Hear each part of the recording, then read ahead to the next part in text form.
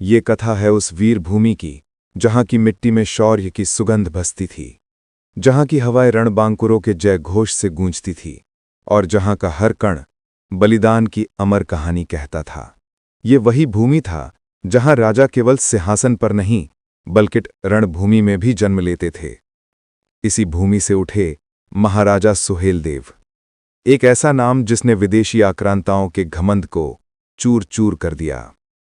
11वीं सदी का भारत में एक ऐसा दौर था जब विदेशी आक्रमणकारी बार बार हमारी पवित्र भूमि पर आक्रमण कर रहे थे।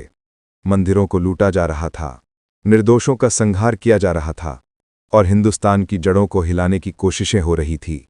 महमूद गजनवी, जिसने सोमनाथ के मंदिर पर हमला किया, वो अपने साथ केवल लूट का लालच ही नहीं बल्कि भारत की संस्कृति को मिटाने का इरादा भी लेकर आया था। उसने अपने सेनापतियों को आदेश दिया था कि इस उपजाऊ और समृद्ध भूमि पर इस्लामी सत्ता स्थापित की जाए। इन्हीं में से एक था उसका भांजा सैयद सालार मसूद। वो महमूद गजनवी के सपनों को आगे बढ़ाने के लिए बहराइच की ओर बढ़ा। उसे विश्वास था कि इस विशाल उपमहाद्वीप में कोई भी उसकी शक्ति के सामने टिक नहीं सकता। लेकिन उसे शायद ये नहीं पता था कि इस भूमि पर अभी भी एक ऐसा योद्धा था जो न कभी झुकता था न टूटता था, और वे थे महाराजा सुहेलदेव। महाराजा सुहेलदेव केवल एक राजा नहीं थे बल्कि मातृभूमि के सच्चे रक्षक थे। उन्होंने अपने साथ 21 पासी राजाओं को संगठित किया और एक ऐसा मोर्चा बनाया जिसने बहराइच की रणभूमि में इतिहास का रुख बदल दिया। यह युद्ध केवल भूमि के लिए नहीं बल्कि भारत की अस्मिता और स्वाभिमान के लिए लड़ा गया था। लेकिन इससे पहले कि हम इस महायुद्ध की गाथा को आगे बढ़ाएं, ये समझना जरूरी है कि सालार मसूद की भारत पर चढ़ाई केवल एक आकस्मिक निर्णय नहीं था। इसके बीज बहुत पहले पड़ चुके थे, उसके मामा महमूद गजनवी के समय से। महमूद गजनवी, जो गजनवी राजवंश का तुर्क शासक था, अपने पिता सुबुक्तगीन का उत्तराधिकारी बना। उसका जन्म 2 नवंबर 971 ईस्वी में अफगानिस्तान के गजनी में हुआ था और इतिहास में उसका पूरा नाम अबू अल कासिम महमूद इब्न सुबुक्तगीन दर्ज है। जब वो मात्र 27 वर्ष का था तो 998 ईस्वी में उसने गजनी की गद्दी संभाली और अपनी तलवार को केवल एक उद्देश्य के लिए उठाया, भारत की अपार समृद्धि को लूटना और इस्लाम का विस्तार करना। महमूद का बचपन उन कहानियों को सुनते हुए बीता था जिनमें भारत की अकूत संपत्ति और समृद्धि का वर्णन था। उसके पिता सुबुक्तगीन ने भी भारत पर आक्रमण किया था और हिंदू राजा जयपाल के राज्य को लूटकर भारी मात्रा में धन संपदा हासिल की थी। ये घटनाएं महमूद के बाल मन में गहरी छाप छोड़ गईं। उसने अपने पिता से सुना था कि भारत की भूमि केवल सोने की खान नहीं बल्कि संस्कृति और धर्म का एक ऐसा केंद्र है जिसे यदि कुचल दिया जाए तो इस्लामी सत्ता को बढ़ाया जा सकता है। यही सुनकर महमूद के मन में भी भारत को लूटने और अपने मजहब को फैलाने का विचार उसके मन में बैठ गया। उसने संकल्प लिया कि वो न केवल भारत की असीमित दौलत को अपने देश ले जाएगा बल्कि यहां इस्लाम को भी स्थापित करेगा। इसलिए वो 1000 ईस्वी से उसने भारत पर हमला करना शुरू कर दिया। सबसे पहले उसने पेशावर और पंजाब में बसे हिंदू राजाओं पर चढ़ाई की, लेकिन वहां पूरी तरह पैर नहीं जमा सका। फिर उसने लाहौर, कश्मीर, मथुरा और कन्नौज तक आक्रमण किए। हालांकि भारतीय शासकों ने कड़ा प्रतिरोध किया जिससे उसे बार बार पीछे हटना पड़ा। लेकिन महमूद गजनवी कोई साधारण आक्रमणकारी नहीं था। उसने देखा कि भारतीय राजाओं के पास अपार धन संपदा है परंतु वे एकजुट नहीं हैं।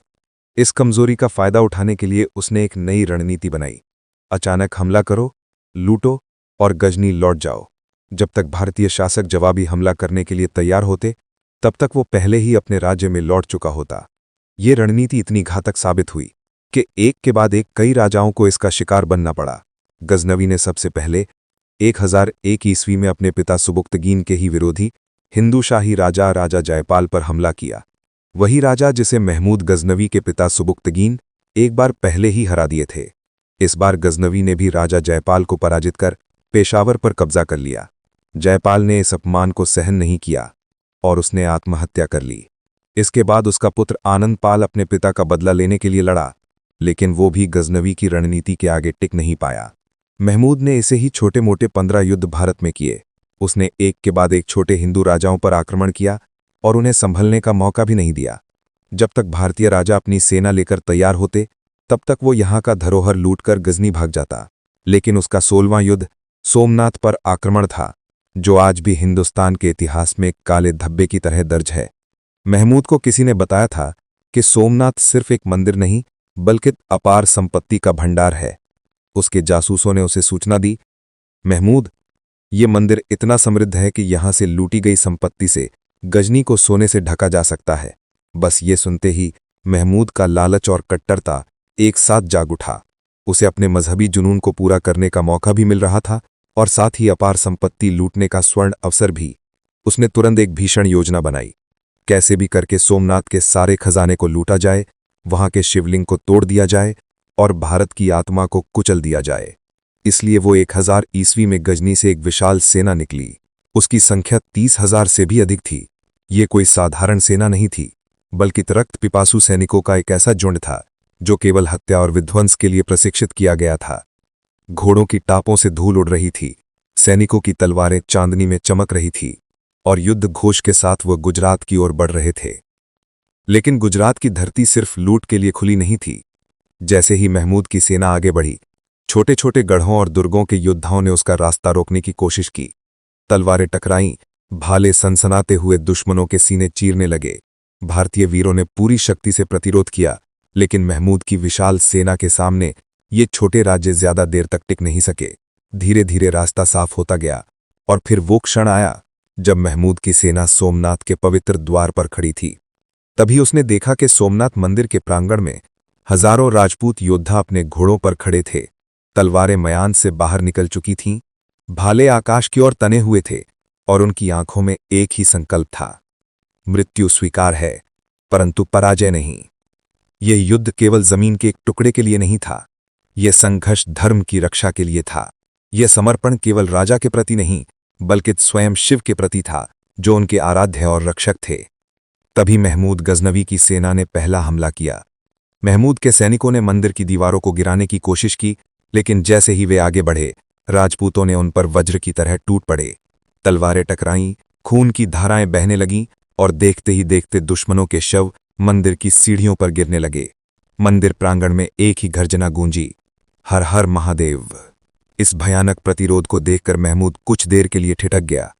ये वो युद्ध नहीं था जिसकी उसने कल्पना की थी। उसने सोचा था कि ये चंद राजपूत जल्दी ही घुटने टेक देंगे, लेकिन यहां तो योद्धा अपनी अंतिम सांस तक लड़ने के लिए तैयार थे। लेकिन महमूद भी हार मानने वालों में से नहीं था। उसने अपनी सेना को गरजते हुए और भी भयंकर हमला करने का आदेश दिया। इस बार आक्रमण और भी क्रूर था। महमूद की सेना ने अपने घुड़सवारों और भारी हथियारों से मंदिर की दीवारों को तोड़ने की कोशिश की।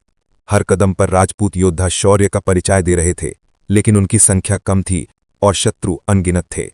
रक्त की नदियां बहने लगीं। मंदिर के गर्भगृह तक पहुंचने के लिए राजपूत योद्धाओं ने अपने प्राणों की आहुति दे दी, लेकिन वे एक एक कर गिरने लगे। अब महमूद ने तीसरा और निर्णायक हमला किया।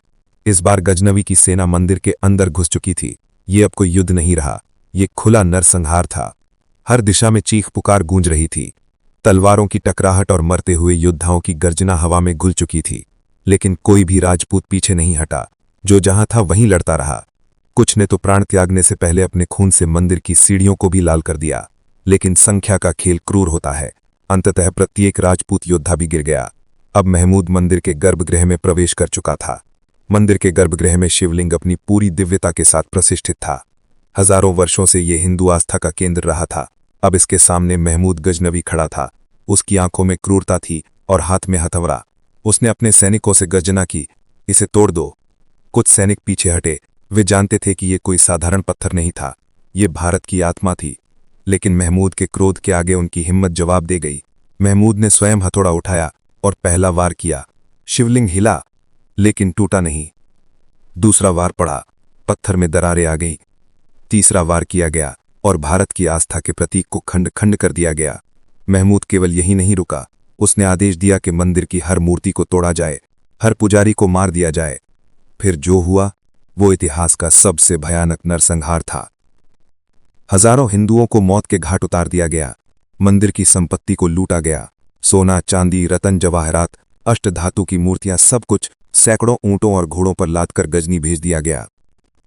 लेकिन क्या भारत इस हार को सहन कर सकता था? नहीं। यह आक्रमण भले ही सफल रहा हो, लेकिन ये अंत नहीं था। राजा भोज और भीमदेव सोलंकी ने समय के साथ सोमनाथ मंदिर को पुनः स्थापित कर दिया। भारत पर कितनी ही आक्रमण हुए, कितनी ही चोटें लगीं, लेकिन उसकी आत्मा कभी नहीं मिटी। खैर, सोमनाथ के इस लूट के बाद महमूद गजनवी गजनी में अपनी विजय पर गर्व महसूस कर रहा था। उसकी सेना के सैनिक, दरबारी और अनुयायी सभी उसकी सफलता की प्रशंसा कर रहे थे। हिंदुस्तान से लूटकर लाए गए सोने और चांदी के ढेर उसके सामने रखे थे, लेकिन इन सब के बीच एक लड़का था जो इस दृश्य से संतुष्ट नहीं था, और वो था उसका भतीजा सैयद सालार मसूद। सालार मसूद अपने मन में एक गहरी बेचैनी महसूस कर रहा था। वो सोचता था कि आखिर हिंदुस्तान में कितना धन है जो ये बूढ़ा लूट कर ला रहा है। इसी विचार के साथ एक दिन महमूद के दरबार में चर्चा शुरू हुई कि भारत की जमीन पर असीमित दौलत है, वहां एक बार नहीं बार बार जाया जा सकता है। ये सुनते ही